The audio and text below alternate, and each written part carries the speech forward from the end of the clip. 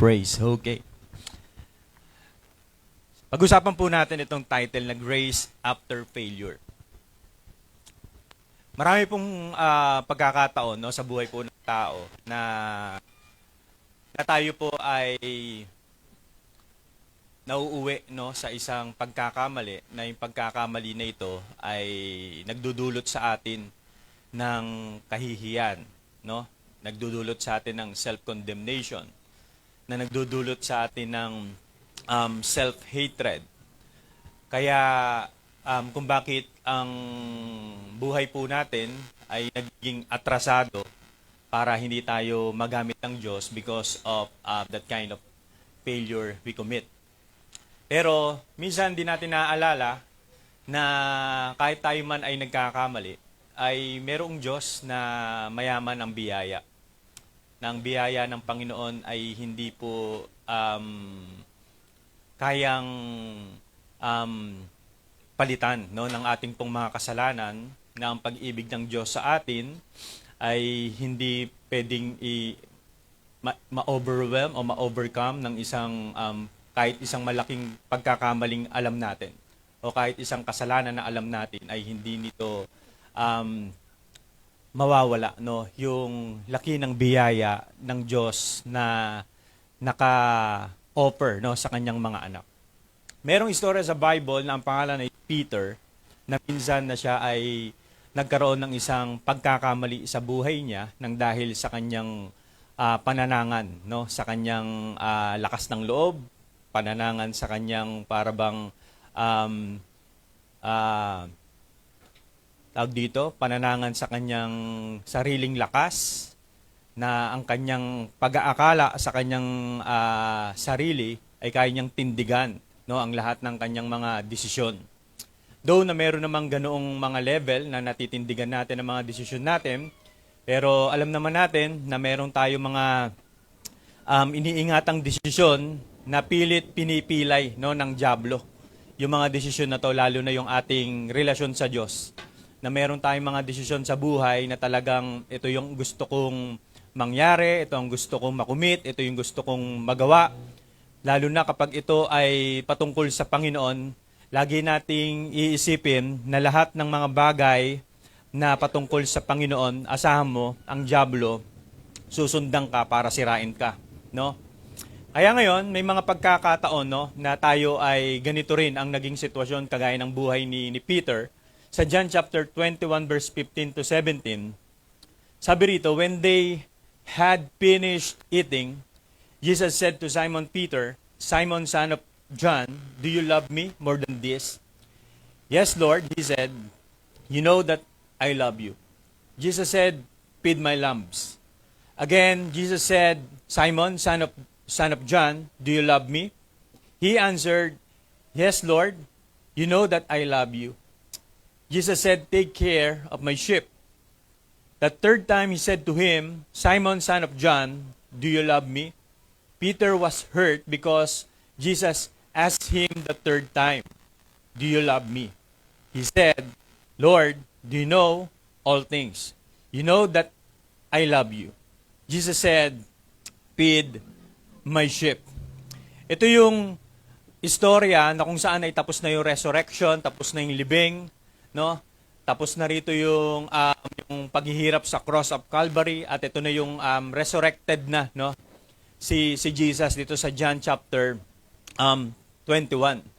Pero kung babalik tayo sa verse sa chapter ng 18, doon natin nabasa na kung paano dininay ni Peter ng 3 times si Jesus. Na kung saan ay buong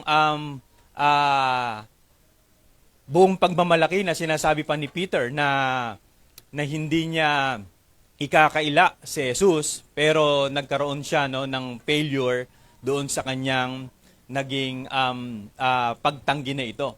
Sa Matthew chapter 26, mababasa natin doon sa verse 34 to 35, sumagot si Jesus, tandaan mo, sa gabi ring ito, bago tumilaok ang manok, 3 beses mo akong ikakaila. Ngunit matigas na sinabi ni Pedro, kahit na ako'y patayin kasama ninyo, hindi ko kayo ikakaila. ganun din ang sinabi ng lahat ng alagad. Kaya kung tayo si Peter, no? Siguro magkakaroon din tayo ng kahihiyan, no, sa ating kalooban. Kasi para bang ang siste, nagbida-bida ka, no, na para bang hindi kita iiwan leader, hindi kita iiwan guro, parang ganon. Tapos sabi ron sa verse na yon, matigas na sinabi ni Pedro, kahit na ako'y patayin kasama ninyo, hindi ko kayo ikakaila. Kumbaga kung ikaw si Pedro, tapos muli kayong nag-meet, no, ni Jesus na kung saan yun yung dininay mo, para bang magkakaroon ka talaga sa kanya ng kahihiyan eh. Diba? Yun yung mapipil mo. Para bang kung ako si Peter, sa posisyon ni Peter, parang ayoko na lang makita si Jesus. Biri mo, naglakas-lakasan ako ng loob, pero hindi ko naman pala kayang panindigan, no, yung ganitong sistemyento ko sa harapan niya. At madalas may ganun din tayong sistemyento, no, sa harap ng Panginoon, na sinasabi natin minsan, Lord, wala na po itong iwanan. Lord, hanggang dulo na po ang paglilingkod ko. Mamahalin kita, anumang mangyari. Kaya meron tayong mga ganyang statement minsan sa naging commitment natin sa Panginoon. Pero, ang nangyari nga lang, doon sa statement ni Peter, nag-fail siya. No? Nabigo siya doon sa kanyang ibinibida sa harap ni Jesus. Kaya rito may kita natin yung laki ng guilt, pwedeng ang laki ng shame na nararamdaman, no, ni Peter that time. Sa Luke chapter 26 verse 61 to 62, sabi rito, the Lord turned and looked straight at Peter. Ito yung pagkakataon na kung saan ay pinahihirapan na rito si Jesus. As habang pinapahirapan si Jesus, kasama niya ang mga Roman soldier, nagkaroon ng isang pagkakataon na sila ay nagkatitigan, no, ni Peter at ni Jesus. At doon, sabi ron, then Peter remembered the word of the Lord had spoken to him. Before the rooster crows today, you will disown me 3 times. Dito parang naalala ni Pedro yung sinabi sa kanya ng Panginoon, na kahit na parang sinasabi ni Pedro ng may buong tapang at buong paninindigan na hindi niya ikakaila sa Jesus. Pero sinabi sa kanya ni Jesus, 3 beses mo ikakaila. At kapag narinig mo yung tilaok ng manok, maaalala mo lahat ng sinasabi kong ito sa iyo. At naalala nga ito ni Peter. At nung naalala to ni Peter and he went outside dahil hindi niya makayanan, no, yung kanyang kahihiyan na naalala. O nga, tama nga si Jesus, ikakaila ko nga siya. And he wept bitterly. Kaya si Peter, may kita natin, sobrang iyak niya. Hindi lang ito simpleng konsensya, no, na bumalot lang sa isip niya. Ito ay merong kakibat na apekto o epekto sa mismong naging identity niya. Minsan mas mahirap yung hindi minsan mahirap yung kasalanan. Minsan mahirap yung pagkatapos ng kasalanan dahil sa kahihiyan. Amen? Ito yung post-transgression shame, kumbaga. Yung para bang kahit na parang lumipas na yung isang pagkakamali, pero minumulto ko pa rin ang kahihiyan na nakumitan mo dun sa ginawa mo. Na hanggang ngayon parang nagre-rehearse yung kahihiyan na yon. At yun minsan yung mahirap kaysa sa kasalanan eh. Kasi yung pagkakamali na yon ay bunga, no, ng isang parang isang bunga na parang hindi mo pinag-isipang gawin, isang bagay na parang naging careless, bunga ito ng isang parang kagaya ni Peter na nagkaroon siya ng self-confidence sa sarili niya na parang kaya niya ang lahat, pero hindi niya alam, pwede niya palang ikabagsak yung bagay na ito. Kaya kapag nagkakaroon tayo, no, ng ganitong bigat, nagkaroon ng ganito tayong shame, nagkakaroon tayo ng self-hatred. Nagkakaroon tayo ng self-criticism. Nagkakaroon tayo ng self-condemnation. Na parang sinasabi natin, hindi na ako karapat-dapat. Lalo na pag nakagawa ka ng mali sa kapwa mo. No? Sana nga lang may kahihiyan tayo. No? Pag nakagawa ka ng isang pagkakamali sa magulang mo, nakagawa ka ng pagkakamali sa sarili mo na hindi mo namang gawi. Di ba? May mga bagay tayong nasirang tao, may mga relasyon tayong nasira na iba, meron tayong pinagdesisyon ng isang kasalanan na hindi natin iniisip ang isang implication, pero nung nandun na ang consequences, doon ka torture. Kaya nakukondem mo yung sarili mo. Kaya merong mga tao, no, even sa loob ng iglesia, patuloy silang nagsiserve pero tahimik sila dahil dun sa kahihiyan na dinadala nila na sila lang ang nakakaalam at ang Diyos. Nakagaya ni Peter. Si Peter, simula nung siya ay nag-fail, bumaba na yung confidence niya. Kaya makikita natin sa naging takbo ng istorya, 'di ba sa chapter 20 natatandaan ninyo, nag-meet pa sila lahat dun eh. Yung nagkaroon ng doubt si Thomas, na sabi niya gano'n, hanggat hindi ko na ipapasok yung daliri ko sa butas ng kamay ni Jesus, hindi ako maniniwala. Nag-meet na sila ron. Pero pagdating ng chapter 21, makikita natin na may isang detalye uli na makikita natin sa buhay at takbo ng buhay ng mga disciple at bahagi doon si Peter. Bumalik uli sila sa pangingisda. At simbolo ng pagbabalik nila sa pangingisda, bumalik uli sila sa comfort zone nila. Na kahit na meron na silang basbas sa Luke chapter 5, na ginawa na sila ng Panginoong Jesus, na hindi na sila magiging mamalakayan ng isda, kundi sila ay magiging mamalakayan na ng tao. At hindi na nila ito na ipagpatuloy pa, kung hindi nagkaroon ng restoration sa buhay ni Peter at ng mga disciples na yon. Kaya sa John chapter 21 verse 3, sabi rito, Simon Peter said, I am going out to fish. The other followers said, we will go with you. So all of them went out and got into the boat. They fished that night but caught nothing. Minsan ang default ng ating pong failure, ang default setting niyan, nawawalan ka na ng confidence. At kapag naapektuhan ang confidence mo, bababa na yung responsibility mo sa calling mo. At kapag nawala na yung ating confidence na to, bumaba na ang iyong responsibility. Naapektuhan yung matibay na naging commitment mo noon. At ganoon ang halos na nangyayari kay Peter. Hindi dahil ayaw niya si Jesus. Dahil meron na siyang naging pagbabago sa loob niya nang dahil sa nagawa niyang denial, sa nangyaring nagkaroon siya ng isang malaking bitterness sa puso niya sa ginawa niya kay Jesus, na nauwi ito sa guilt and shame to the point na parang pati calling niya ay naapektuhan na.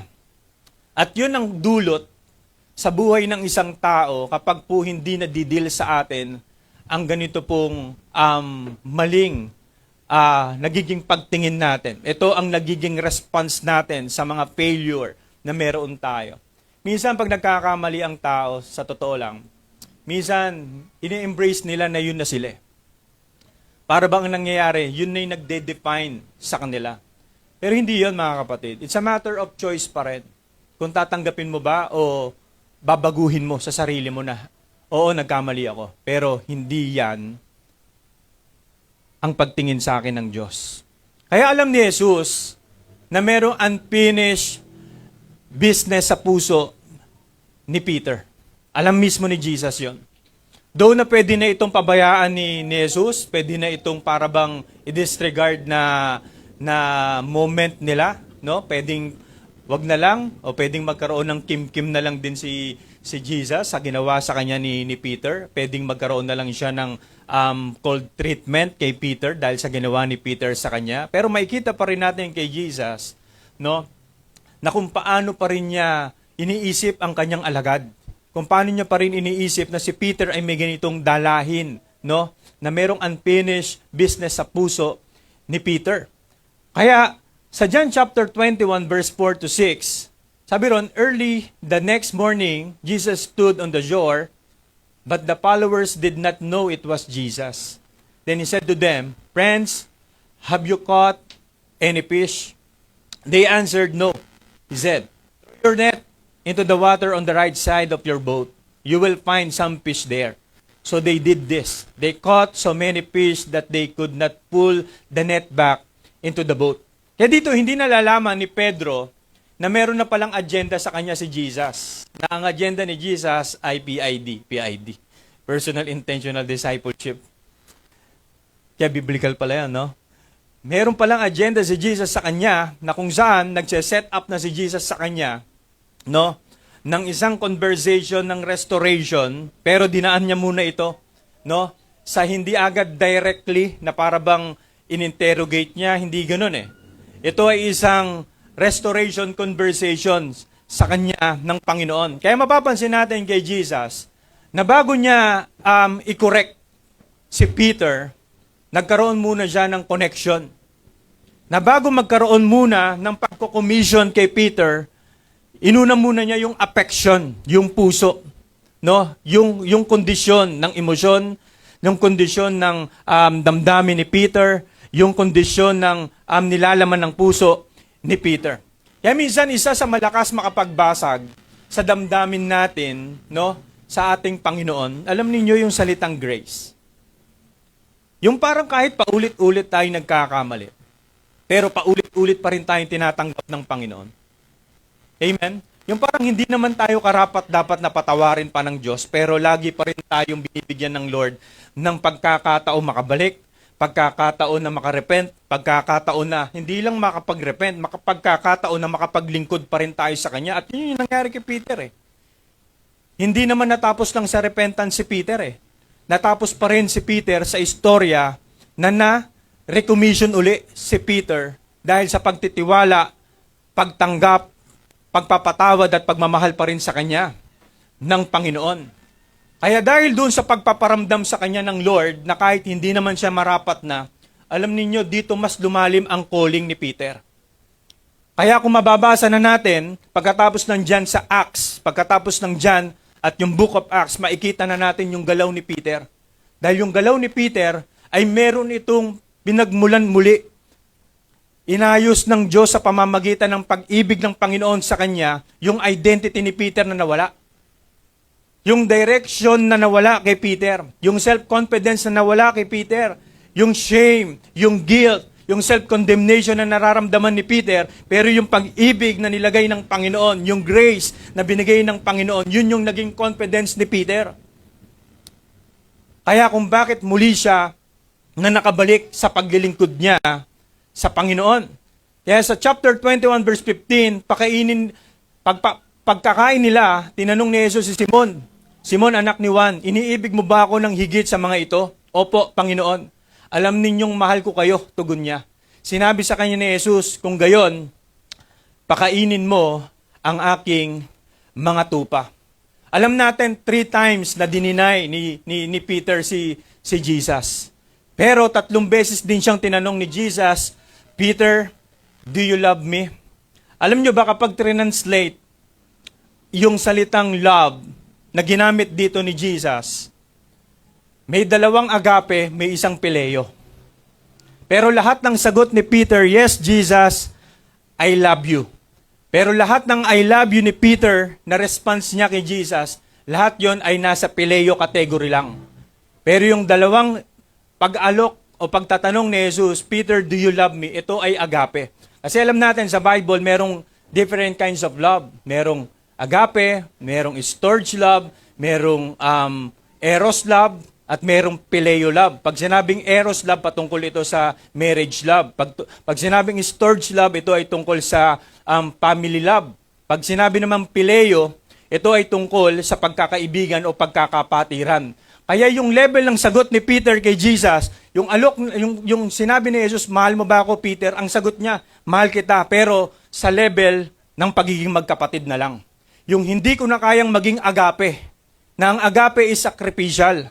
Hindi na kayang umangat ng pagmamahal ni Peter, yun lang yung kaya niyang ibitaw na pagmamahal. Kaya kung bakit siya nalungkot nung pagpangatlong tanong sa kanya ni Jesus, kasi hindi niya na masagot si Jesus gaya ng pagsagot niya nung una, nung sinasabi niya na may tikas, na may tapang, na hindi kita itatanggi kahit magkamatayan na. Wala na siyang ganong kakumpiyansa. Kaya ang sagot niya na lang, phileo love. Nagets po natin yun. Kaya, makikita natin, no, na sa third time, sabi ron, he said to him, Simon, son of John, do you love me? Peter was hurt because Jesus asked him the third time, do you love me? He said, Lord, you know all things. You know that I love you.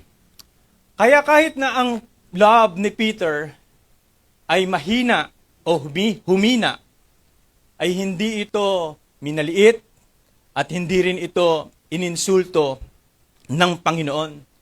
Na kahit ang sagot ni Peter ay phileo love, pero ang sagot pa rin ni Jesus ay trust. Kung mahal mo ko, feed my lambs. If you love me, tend my lambs. Ibig sabihin, si Jesus, hindi siya nakatingin sa perpektong ibibigay mong pagmamahal.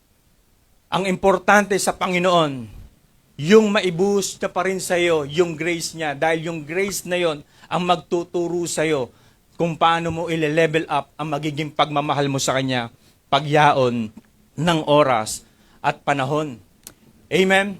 Kaya dahil sa pagpapatawad, ng dahil sa pagtanggap, ng dahil sa pagmamahal ni Jesus kay Pedro, dito po nagsimula na naging malalim ang naging calling ni Peter, dito naging mas lumalim ang naging pagmamahal ni Pedro sa kanya. Kaya ganun din sa bawat isa sa atin. Sa tuwing tayo po ay nakakatanggap at nakakaranas ng kapatawaran, nakakaranas tayo ng pag-ibig at biyaya ng Diyos, dito po tayo muling nakakatayo. Tama?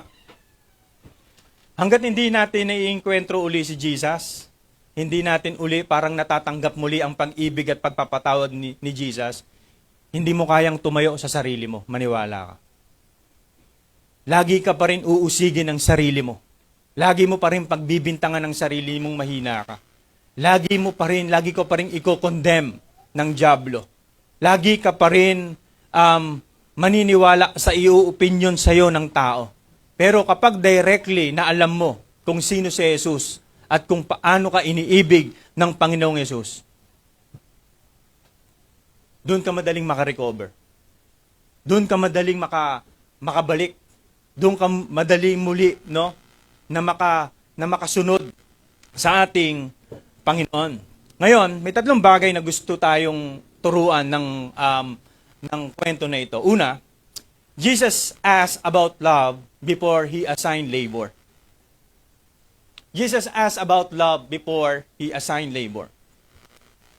Si Jesus naging affectionate muna siya bago niya ibigay ang responsibility kay Peter. Naging affectionate muna si Jesus bago niya i-commission si Peter. Nirestore niya muna ang relationship ni Peter sa kanya bago niya i-restore yung ministry ni Peter. Kaya makikita natin, si Jesus nag-create siya ng safe space. Imaginin ninyo, no? Bago siya rumekta kay Peter, nakipag-conversation muna siya. Nag-ihaw muna sila ng isda, no?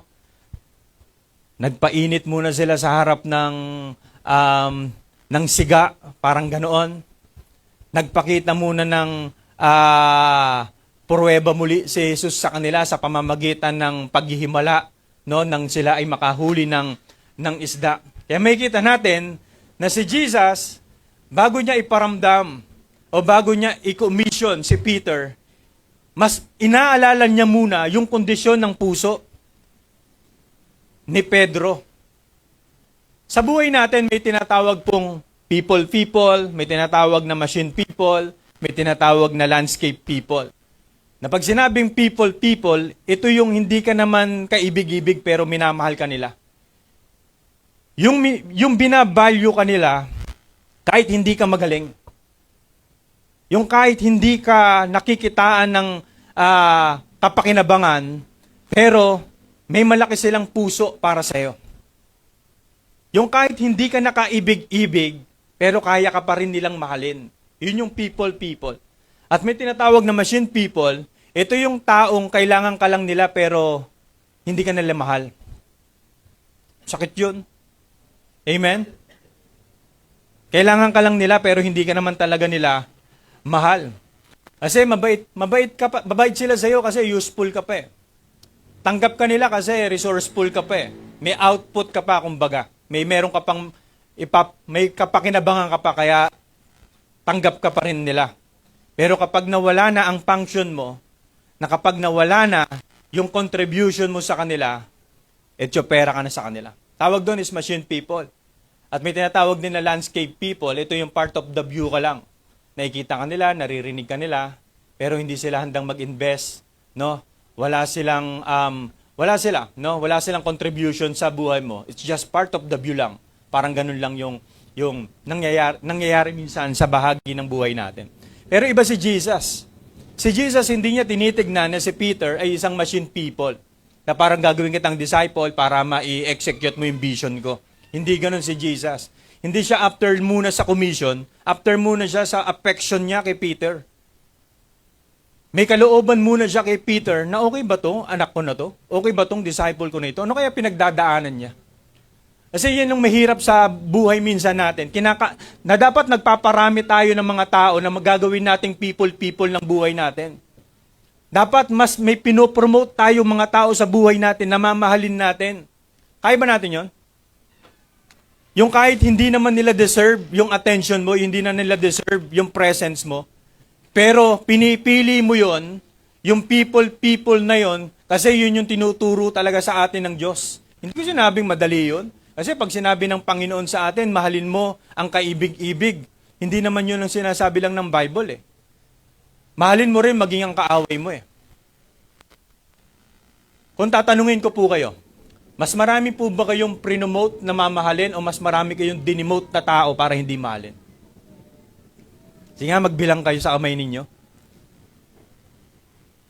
Pwede bang maging assignment natin yon? Simula ngayon, mas pararamihin ko yung mga tao na patatawarin ko. Mas pararamihin ko yung mga taong tatanggapin ko. Mas pararamihin ko yung mga taong uunawain ko. Kaysa yung mga tao babato ko sa impyerno. Ay, hindi. Kaysa yung mga tao na i-decline ko sa buhay ko. At minsan, ganito rin, challenge din sa atin ng Lord ito. No? Sa kung paano tayo mag-treat ng mga tao sa paligid natin. Kaya nga tayo bilang isang mga leader, careful din sa position natin bilang maging leader, na hindi na makapag-manipulate ng ating mga follower, ng mga nakakatuwang natin, lalo na sa paggawa ng vision ng Lord. Kasi, pag hindi mo chinek ang heart mo, baka mamaya, ginagawa mo na lang yung vision o pinagagawa mo na lang yung vision sa iba kasi sa ego mo. Kasi may minimit ka eh. May tinatarget kang bilang. Be careful sa bagay na yon. Baka hindi na affection ang nangingibabaw. Puro commission na lang ang nasa isip mo pero nawalan na ng isip na dapat magpakatao ka, magkaroon ka ng puso sa mga taong gumagawa. Kagaya ni Jesus. Pwede naman yung rektahin na lang si Peter eh. Tigilan natin mga kadramahan na yan. Tumayo ka, sumunod ka. Hindi ganun eh. Umalalay talaga si Jesus kay Peter. Kasi pileyo na lang yung kaya niyang ibigay na pagmamahal. Kaya lungkot na lungkot si Peter. Dati agape yung kaya niyang ibigay eh. Ang naging level na ng pagmamahal niya, pagkakaibigan na lang, pagkakapatiran na lang makaya niyang maibigay kay Jesus. Di ko na kaya, Lord, mag-agape. Apektado na yung confidence niya eh. Wala na siyang maipagmamalaki, bagsak na siya dahil sa nangyaring failure na yon eh. Pero pinaramdam pa rin sa kanya ni Jesus, pileyo na lang ba kaya mo? Feed my flock. Tend my sheep. Buo pa rin. Kasi ang restoration, pag nagbigay si Jesus, buo, hindi partial. Kaya nga kung lalapit ka kay Jesus at humihiling ka ng kaayusan ng pagkatao mo, hindi ka bibigyan ni Jesus ng partial-partial. Buo ang kaya niyang ibigay. Ang requirements, lumapit. Ang requirements, maging tapat, maging honest, no, sa magiging paglapit natin sa Kanya. Amen. Kaya sa lahat ng mga anak dito, huwag niyong gawing machine people ang mga parents ninyo. Pwede ba yon? Kaya ba natin yan, mga anak? Huwag maging machine people, yung mga magulang natin. Naiisip mo lang siya pag may kailangan mo ng allowance, may project lang, no? Yung maiisip mo lang yung parents mo pag may kailangan kang babayaran. Pero hindi mo naiisip yung parents mo, no? Hindi siya people sa buhay mo. Mamaya kung makasagot ka, hindi lang nakakumpleto ng ibibigay sa iyo. Nung klase kang magulang, pinanganak mo pa ako. Kasumpa kayo. Di ganon. Amen? Amen. Amen. At ganun din kahit sa mga mag-asawa, huwag tayong magtratuhan na parang machine people na lang natin yung kung bakit tayo nagsasama kasi kailangan na lang kita eh. Hindi na kita mahal.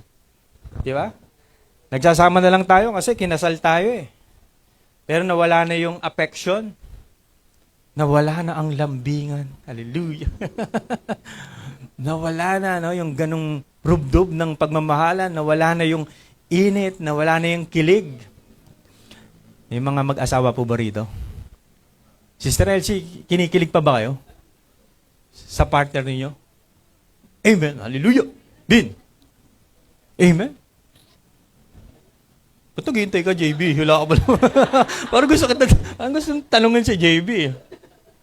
Hallelujah. Sino rito mahal niya mga magulang niya? Amen. Mamaya, antindi ng mga pagbati mo sa iba. Happy Valentine's, ma'am. Teacher to, hindi yung ma'am mo, no? Pero yung mismong nanay mo, hindi mo mabati. Mismong nanay mo, hindi nakatanggap ng rose.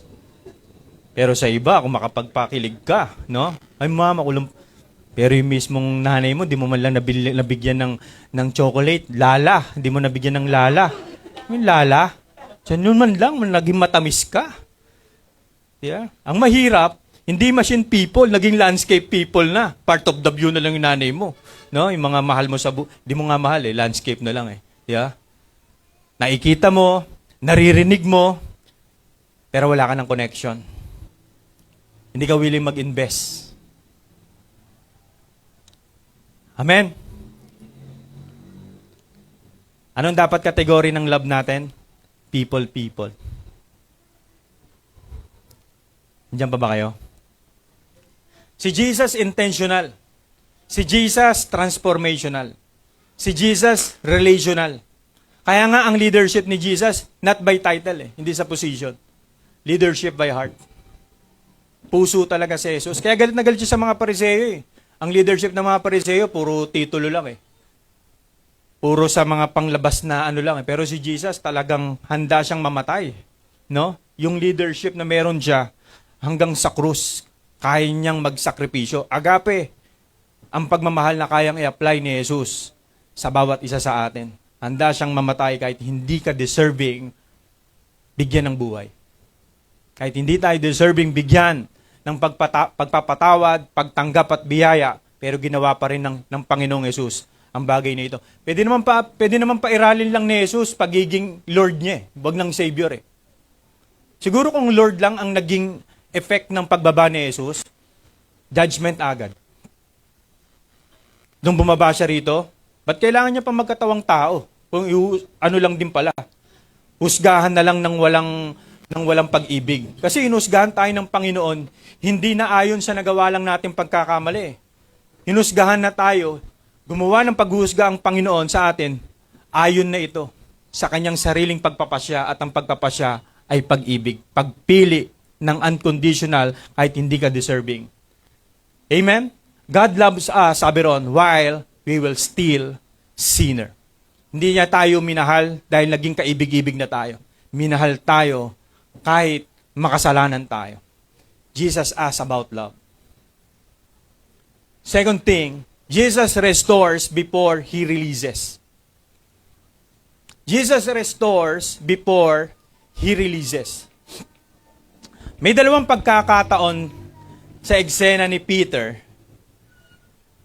Nung third time na dininay ni Peter si Jesus, alam niyo kung nasaan siya? Nandun siya sa siga, sa may gatungan.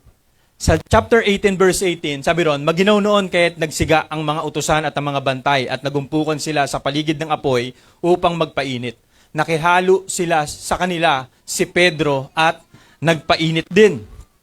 Alam niyo ba may pangyayari din uli na ulit ito. Pero sa oras at pagkakataon na ang kasama ni Peter sa pagsiga, o sa pag-iihaw ay si Jesus. Pagkaahon nila sa pangpang, nakakita sila roon ng isdang iniihaw sa baga at ilang tinapay. Siguro kung tayo, no, kung parang may ganito kang malaking parang kung iisipin mo, nare-recall sa'yo. Di ba may mga pagkakataon sa buhay natin kapag may isang instances o may isang, yun nga, no, may isang particular na oras, pagkakataon, lugar, pag nauulit yon, parang naisip mo dito ako nagkamali. Amen? Di ba minsan pag may naririnig kang isang kanta, yan yung kanta na nahuli ako ng asawa ko. Alam niyo, meron akong ganong kanta. Ito yung kanta na nahuli ako ng asawa ko. Alam niyo kung anong kanta na yon? Kanta ng Matchbox 20. Ang title is Unwell. I'm not crazy, I'm not young.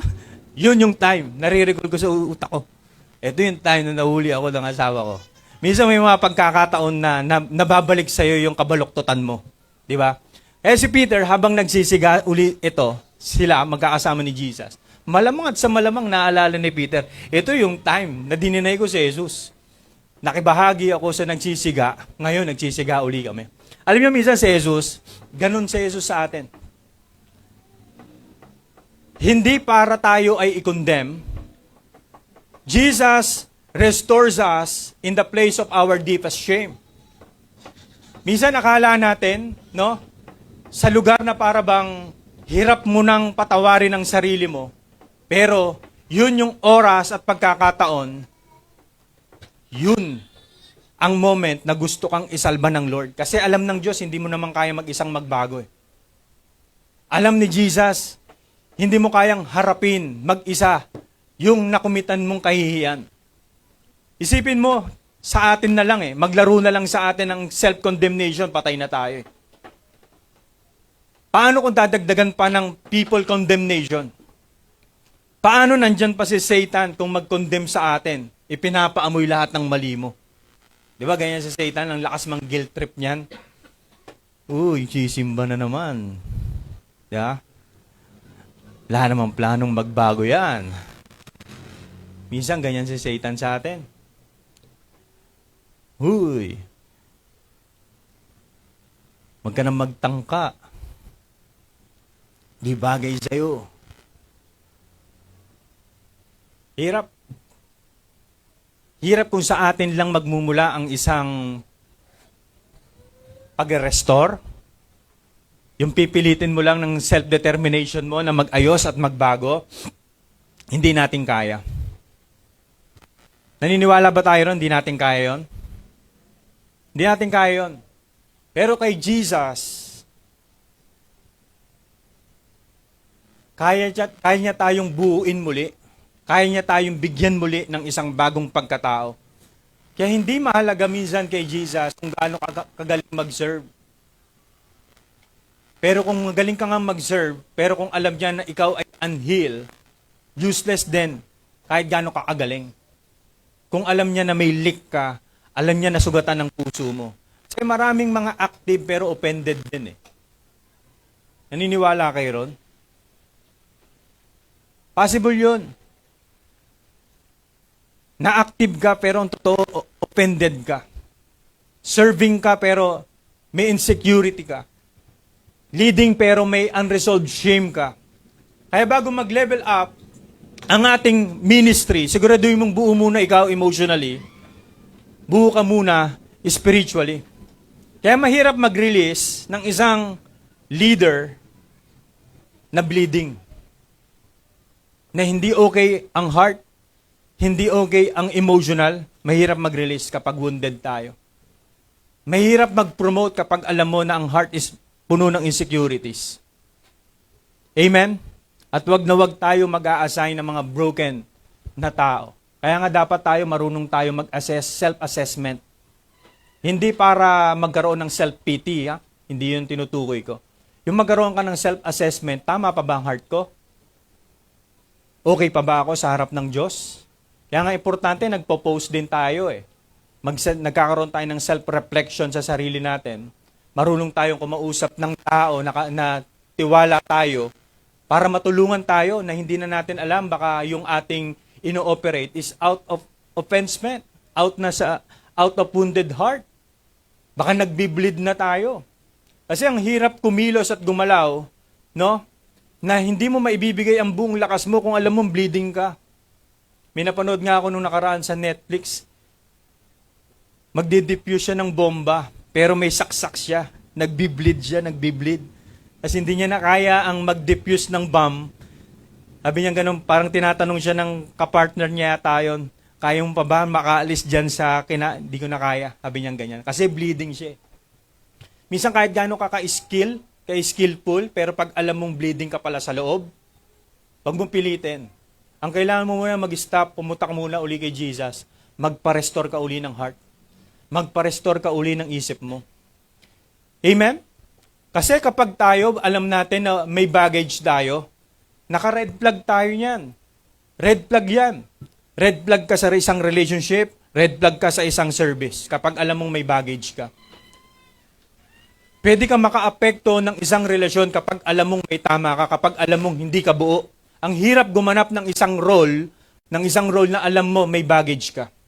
Kahit saan yan.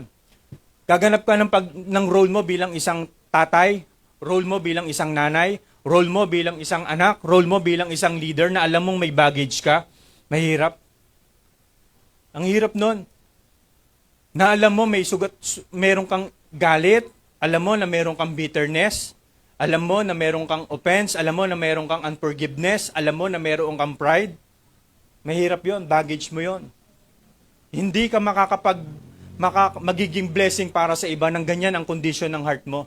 Kaya alam ni Jesus Alam ni Jesus, hindi ko pwedeng i-release si Peter ng ganito ang condition ng kanyang puso. Hindi siya makakapag-perform ng tama. Unang-una, wala na siyang confidence. Wala na siyang believe sa sarili niya. Alam niya, failure siya. Kaya kailangan ma-restore ko itong tao na ito. And third and last, Jesus meets broken believers. Si Jesus, hindi siya intimidated sa lahat ng failure na nagagawa natin. Name it. Ano yung malaking nagawa mong kasalanan kay Jesus? Hindi siya na-intimidate dyan. Kahit naging mamamatay ka pang tao, kahit naging pusakal ka pa, nagkaroon ka pa ng isang malalim na pagbagsak, o meron kang naapektuhang tao, meron kang na anumang klaseng kasalanan na meron ka. Never na i-intimidate ang Lord sa lahat ng kasalanan at failure natin sa buhay. Kaya niyang harapin kahit sino. Kaya nga sa Bible, kaya niyang harapin kahit sino eh. Hinarap niya si Mary Magdalene, na galit ang mga tao. Hinarap niya si Apostol Paul, bago maging Apostol Paul, ay Saul na mamamatay mga believer, si Apostol Paul. Imagine, huling hininga na lang ni Jesus, nagre-restore pa ng tao sa krus, yung magnanakaw, natatandaan ninyo. Biri mo, moment niya na lang yun eh. Di ba? Nakakita ba? O ngayon din, pagsasama ka sa paraiso, biglang mo nag-minister pa. Nasa dulo na lang ng hininga, nag-minister pa. Ay, ibig sabihin, kayang humarap ni Jesus kahit kanino. Magnanakaw yun, pusakal yun. Amen? Hinarap niya yung mga disciple niya na mga tax collector na magnanakaw. Hindi naman siya na-intimidate sa mga yun Ganon din sa atin, hindi may intimidate sa atin si Jesus kahit ano ba kasalanan mo. At never kang i-condemn ni Jesus. Never tayo i-condemn ni Jesus. Ayan pa lang, nagawa mong kasalanan. Sige, may reserbang kwarto sa impyerno, doon ka. Mag+1 ka pa, yung katabi mo. +1 no? Kasi may mga +1 kasi sa kaligtasan +1 din sa impyerno. Hindi ganun si Jesus. Amen? Mas malaki ang heart ni Jesus na makapagpatawad.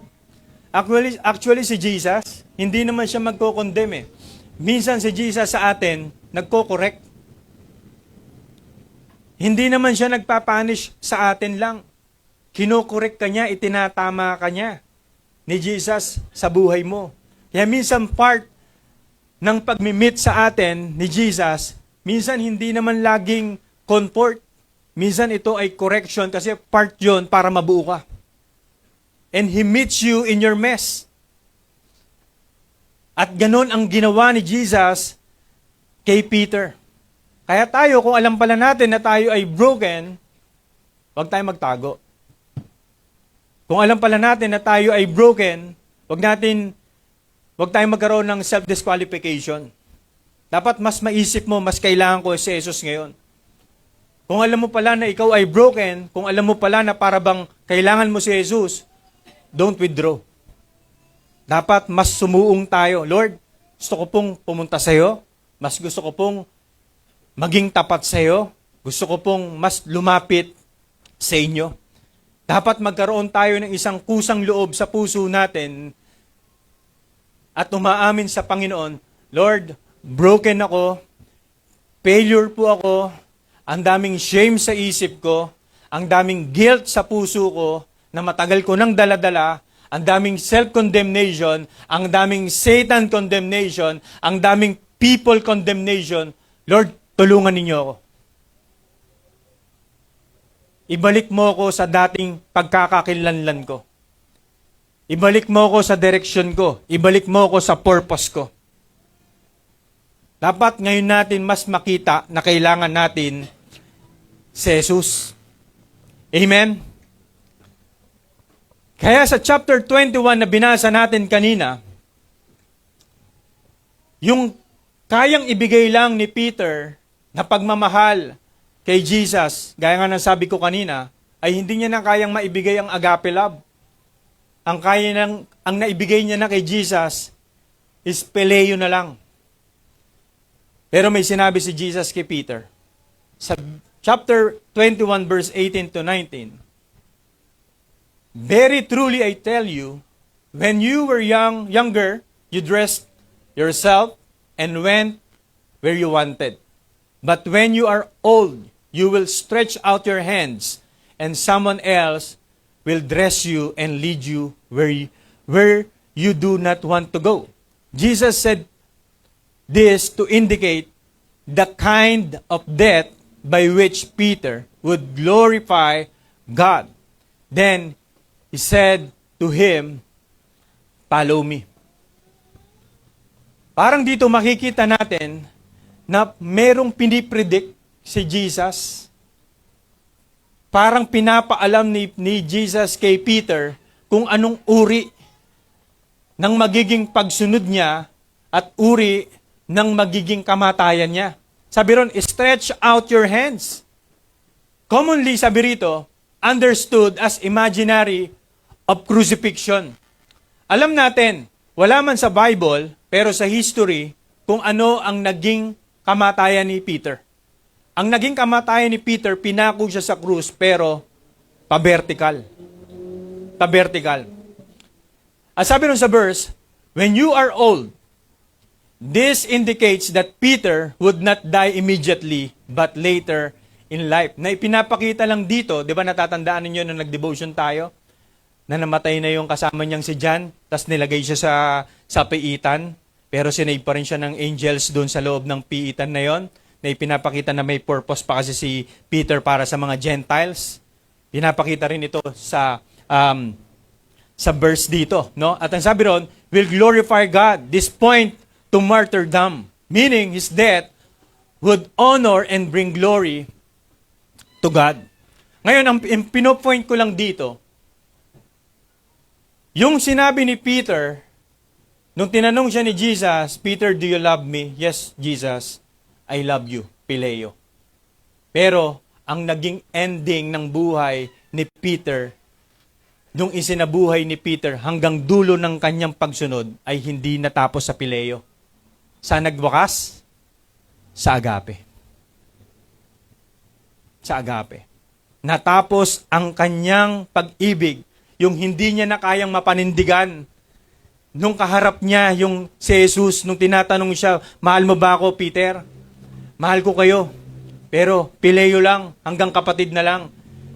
Inintindi yun ni Jesus. Inunawa ni Jesus yun.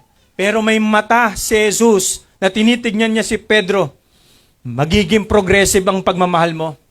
Naniniwala ako lalalim ang pagmamahal mo sa akin. At nangyari, hindi na sa bibig. Pinatunayan ni Pedro ang sagot na agape. Pinatunayan sa buhay. Namatay siya unconditional. Namatay siya. Ang ina-apply niyang pag-ibig kay Kristo is sacrificial love.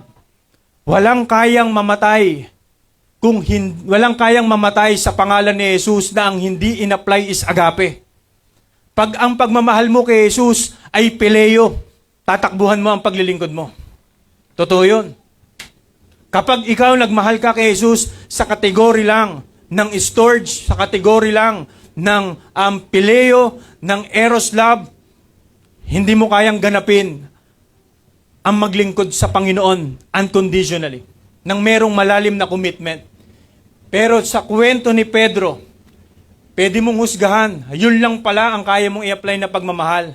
Pero pinatunayan ni Pedro sa naging pagsunod niya na dala na ang restoration, pagpapatawad, pagtanggap at pag-ibig sa kanya ng Panginoong Jesucristo. Bit niya na yung love ni Jesus at yung love ni Jesus na yun ang naging pundasyon niya para sumunod kahit nasasaktan, sumunod kahit na nawawalan, sumunod kahit siya ay kapalit, ay buhay niya at ibinigti siya o siya ay ipinako sa krus pa-vertical sa pangalan ni Jesus. Tingin mo ba, pileo pa rin yun? Agape na yun. Amen? At yun ay bunga ng nakaranas ng biyaya ng Diyos sa kanilang mga buhay. Alam niyo mga kapatid, kung meron man tayo na level ng pagmamahal sa Panginoon, hindi iniinsulto ng Lord kung ang level ng pagmamahal pa lang natin ngayon ay pileo. Dahil tinitignan pa rin tayo ng Diyos, darating ang araw, lalalim ang pagmamahal niyan. Lahat naman tayo, galing tayo sa uri ng pagmamahal sa Diyos na mababaw eh. Amen? Yung nagkukumit lang tayo kay Jesus kasi may pakinabang lang tayo eh. Nagkukumit lang tayo kasi gusto lang natin, trip-trip lang natin magsimba.